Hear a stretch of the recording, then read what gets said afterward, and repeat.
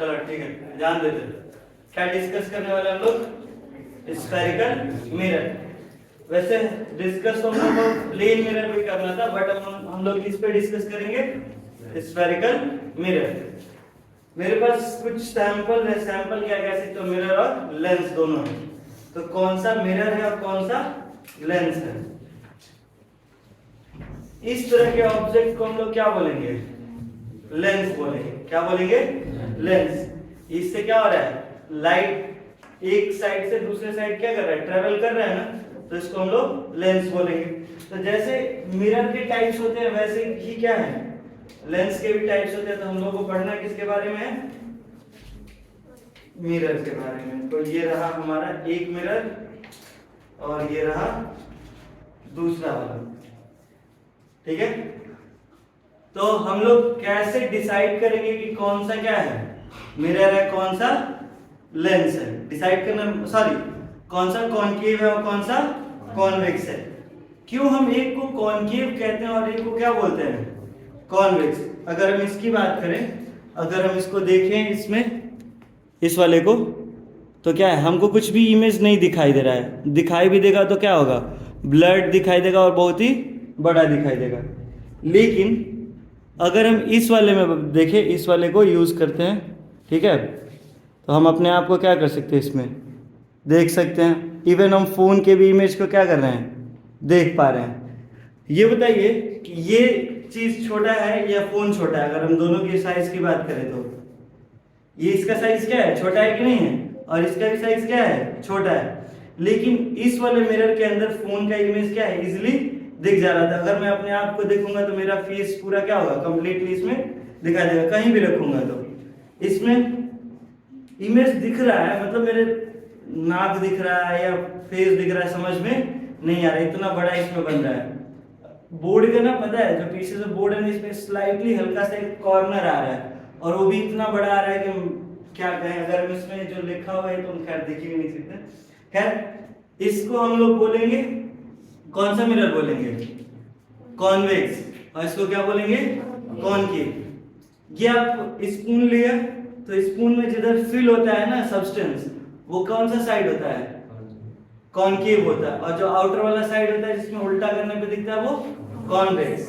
तो कॉनकेव और कॉन्वेक्स होता क्या है, कैसे इसको हम डिटरमाइन करते हैं, इसका इमेज फॉर्मेशन कैसा होगा उसके बारे में हम लोग डिस्कस करेंगे। ठीक है, ये अगर सपोज दैट हमने क्या ले लिया, एक स्फीयर ले लिया। क्या ले लिया? स्फेरिकल मिरर की बात की है ना, तो क्या रहेगा? स्फीयर रहेगा। ये 3D रहेगा। वैसे तो है कैसा? ये 2D।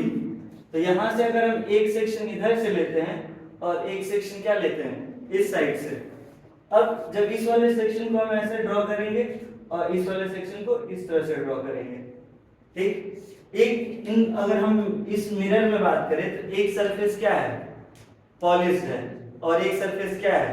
रिफ्लेक्टिंग है।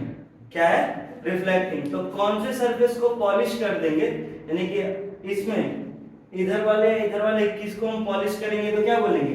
कनकेव बोलेंगे। और किसको पॉलिश करेंगे तो क्या बोलेंगे? कॉन्वेक्स बोलेंगे। ध्यान दीजिए, अगर हम इस साइड के सरफेस को क्या करते हैं? पॉलिश करते हैं, यानी कि ये देखिए, और इसमें हम इस साइड को क्या करते हैं? पॉलिश करते हैं।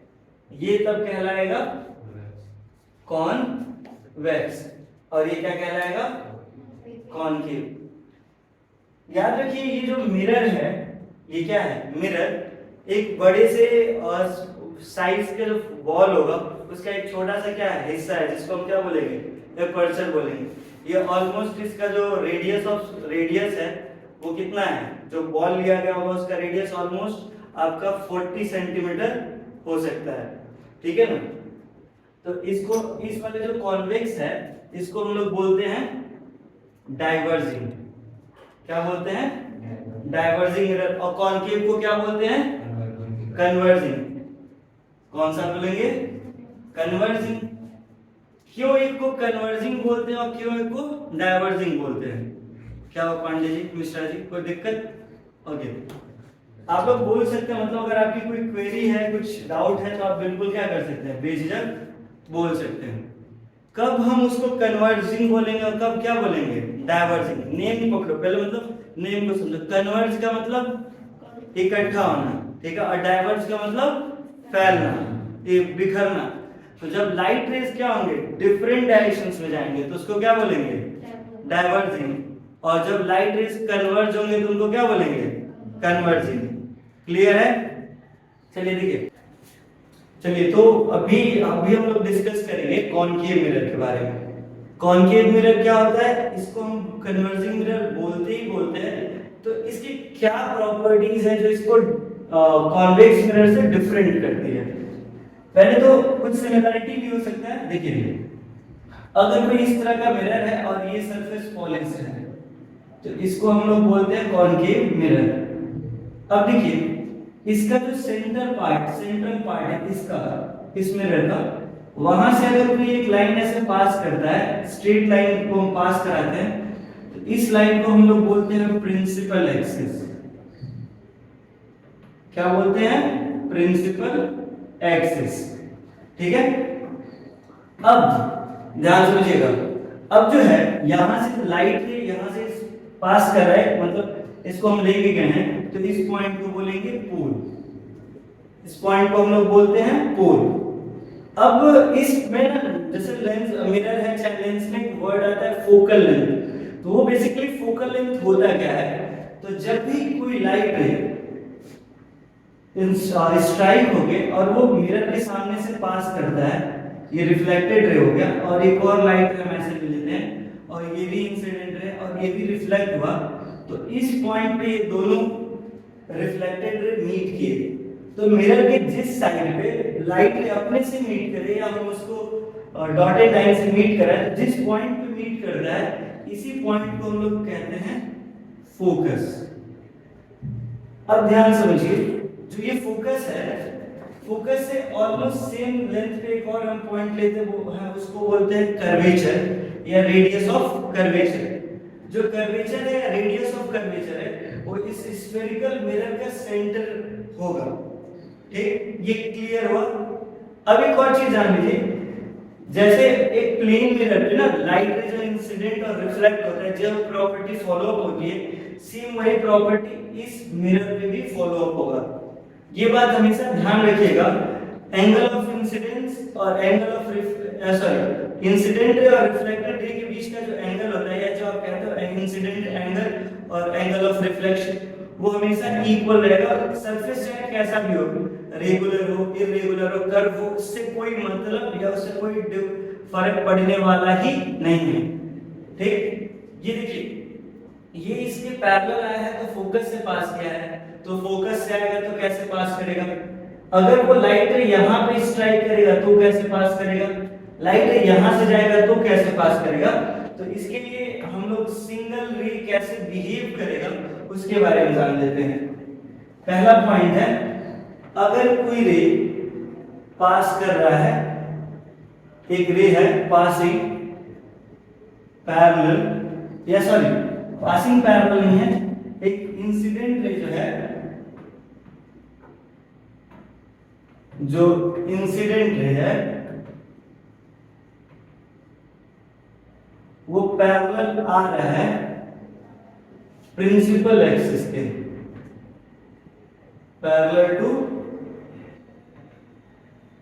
Principal axis. तो रिफ्लेक्टेड रे का नेचर कैसा होगा? ये अगर हमारा मिरर है कॉनकेव वाला और यहां से कैसे लाइन आया, ये हमारा पोल हो गया, ये वाली लाइन प्रिंसिपल एक्सिस हो गई। अब देखिए, ये इंसिडेंट रे था, इसके पैरेलल है और ये ऐसे पास किया, ये रिफ्लेक्टेड रे हो गया। तो ये इसको हम इस पॉइंट को बोलते हैं focus. Incident ray parallel to principal axis, तो यहां से जो होगा reflected ray will pass through focus।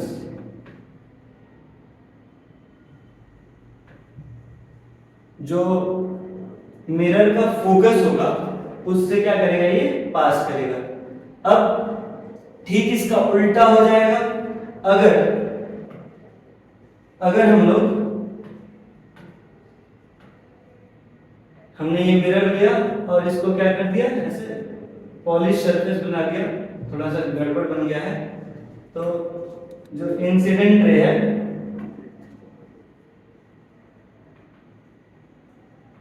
Incident ray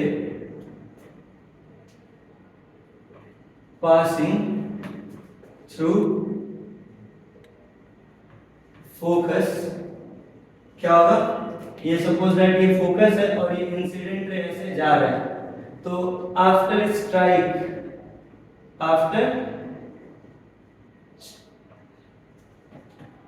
striking mirror it will pass parallel to principal axis। ये क्या करेगा, ये जो इंसिडेंट रे है ना, ये ऐसे क्या करेगा, इंसिडेंट था, अभी स्ट्राइक होने के बाद इस प्रिंसिपल एक्सिस के पैरेलल पास करेगा। तो यानी कि ये जो दोनों कंडीशंस थे एक दूसरे के कन्वर्स है। तीसरा क्या होगा, थर्ड केसेस में, अगर कोई ये रे ऑफ लाइट, सर ये मिरर लिया हमने, अगेन हमने कॉनकेव मिरर ले लिया और इसका मैंने प्रिंसिपल एक्सिस ये क्या किया, ड्रॉ किया, ये वाला पॉइंट पोल हो गया। देखिए ये फोकस से आ चुका, पैरेलल वाला फोकस का हो चुका है, बचा है यहां से इस वाले पॉइंट से। अगर लाइट रे ऐसे स्ट्राइक किया तो वो कैसे जाएगा, मतलब ये अगर आपका इंसिडेंट रे तो रिफ्लेक्टेड रे क्या होगा, तो ये जितना एंगल है उतने ही एंगल को हम इधर ड्रॉ करेंगे, जिसको हम बोलेंगे ये एंगल ऑफ आई है या एंगल आई है, तो यहां होगा एंगल आर। तो ये जितना सपोज दैट कि ये अगर 30 डिग्री है तो ये भी कितना होगा 30 डिग्री। तो जब ये इसमें पोल पे स्ट्राइक हो रहा है, तो जितना एंगल इसका अपर साइड में होगा उतना ही एंगल इसके लोअर साइड में होगा। यानी कि यहाँ पे अगर 30 डिग्री लेता है इंसिडेंट रे और इसके प्रिंसिपल एक्सिस के बीच में 30 डिग्री है, तो ये रिफ्लेक्टेड रे और ये प्रिंसिपल एक्सिस के बीच में भी 30 डिग्री होगा। यानी कि अगर ये साइड ए से आ रहा है तो ये साइड बी से क्या करेगा, पास करेगा। थर्ड केस में क्या था, थर्ड केस हो गया। फोर्थ केस में क्या था, अगर यहाँ पे हमारा ये मिरर है, ये हमने मिरर ले लिया, इसको पॉलिश कर दिया ताकि क्या हो जाए, मिरर जैसा दिखे, ये इसका फोकस, और यहाँ पे हम ले लेते हैं सेंटर ऑफ कर्वेचर। देखिए इस वाले पॉइंट से भी जा चुका है लाइट रे, इस वाले पॉइंट से भी पास कर चुका, और इस सरफेस पे भी, मतलब यहाँ से लेके यहाँ तक किसी एक सरफेस से पैरेलल स्ट्राइक किया हो, पैरेलल आके स्ट्राइक किया हो, तो फोकस यानी कि 3 पॉइंट से क्लियर हो चुका था। फोर्थ पॉइंट था कि अगर कोई लाइट रे ऐसे सेंटर ऑफ कर्वेचर से जाता है तो क्या होगा, देन एट दैट कंडीशन यहाँ पे हम एक ऐसे सरफेस ऐसे ड्रॉ करते हैं पर एक सरफेस पे, यहाँ से ये जो लाइट रे आ रहा है या लाइट रे स्ट्राइक कर रहा है, इसके और इस लाइन के बीच में जो एंगल बन रहा है वो 90 डिग्री हो रहा है, जिसकी वजह से बिकॉज ऑफ दैट रीजन कि ये जैसे ये लाइट रे से स्ट्राइक किया था, जिस एंगल से आया था, एंगल क्या है 90 डिग्री है, तो यहाँ से 90 डिग्री से ही पास कर जाएगा। तो ये 4 केसेस हैं जिनका यूज करके हम इमेज फॉर्मेशन करते हैं।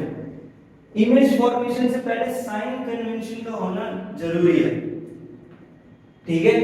साइन का पता होना चाहिए कि जैसे कि फोकल लेंथ हो गया, ऑब्जेक्ट डिस्टेंस हो गया, इमेज डिस्टेंस हो गया, हाइट ऑफ ऑब्जेक्ट हो गया और हाइट ऑफ इमेज, यानी कि चीज f है, u है, v है, h o है और h i है।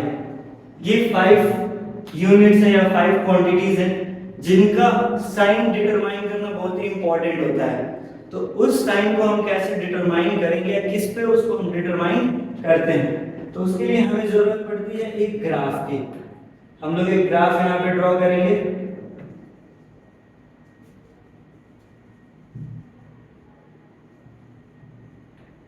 ये हमने एक ऐसा ड्रॉ कर लिया। अब देखिए ये हमारा ओरिजिन है, इस ओरिजिन से टच होते हुए हम एक यहाँ पे ऐसे मिरर ड्रॉ कर लेंगे। ठीक है, ग्राफ की प्रॉपर्टी सबको पता है कि ये वाला जो y एक्सिस है ये पॉजिटिव है, ये वाला जो y एक्सिस है वो नेगेटिव है, ये वाला जो x एक्सिस है वो पॉजिटिव है और ये वाला जो x एक्सिस है वो नेगेटिव है। सिंपली अगर आप इस साइड मूव करेंगे, कुछ भी मेजर करने के लिए इस साइड मूव करेंगे, खैर कुछ भी नहीं मेजर करेंगे, 3 फिक्स क्वांटिटीज हैं, focal length, distance of image और डिस्टेंस ऑफ ऑब्जेक्ट। अगर आप इस साइड मेजर कर रहे हैं तो वो नेगेटिव रहेगा हमेशा। इधर अगर आप कोई भी वैल्यू मेजर करेंगे इस साइड में तो वो नेगेटिव लेंगे।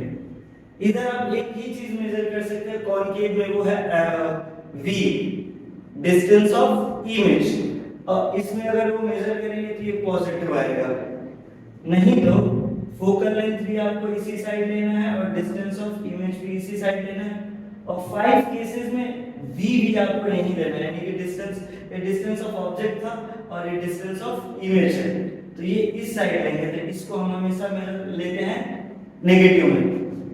हाइट ऑफ ऑब्जेक्ट को हमेशा हम इस वाले एक्सिस पे, पॉजिटिव y एक्सिस पे मेजर करते हैं। देखिए ये ग्राफ था, फिर से एक बार ये इधर अगर हम मेजर करेंगे तो h o को हम पॉजिटिव लेंगे, तो वैसे भी लेना है h o को पॉजिटिव, क्या लेंगे, h को हमेशा पॉजिटिव ही कंसीडर किया जाता है। देखिए इस पे अगर हम हाइट ऑफ ऑब्जेक्ट को मेजर करते हैं तो इस पे हम पॉजिटिव लेंगे, यानी कि सीधी लाइन ऐसी, और इस पे हम ऊपर की तरफ जाएंगे तो पॉजिटिव लेंगे। लेकिन अगर हम हाइट ऑफ इमेज को hi को नीचे की तरफ मेजर कर रहे हैं तब हम नेगेटिव लेंगे, और अगर हम इधर ऊपर की तरफ ले रहे हैं hi तब हम इसको लेंगे पॉजिटिव। अच्छा, क्या कारण है कि हम कभी उसको hi को पॉजिटिव ले रहे हैं एक बार और एक बार नेगेटिव? इसका एक सॉलिड रीजन ये है कि अगर हाइट ऑफ इमेज हम पॉजिटिव लिख रहे हैं इसका मतलब हो गया ये वर्चुअल इमेज बनाएगा, और हाइट ऑफ इमेज को अगर हम डाउनवर्ड लिख रहे हैं और नेगेटिव लिख रहे हैं तो ये रियल इमेज बनाएगा। तो ये इसका साइन कन्वेंशन है। साइन कन्वेंशन केवल एक कॉनकेव के लिए ही नहीं माना जाएगा, ये कॉन्वेक्स मिरर के लिए भी माना जाएगा, तो वो चीज उसके लिए भी आप देख लीजिए।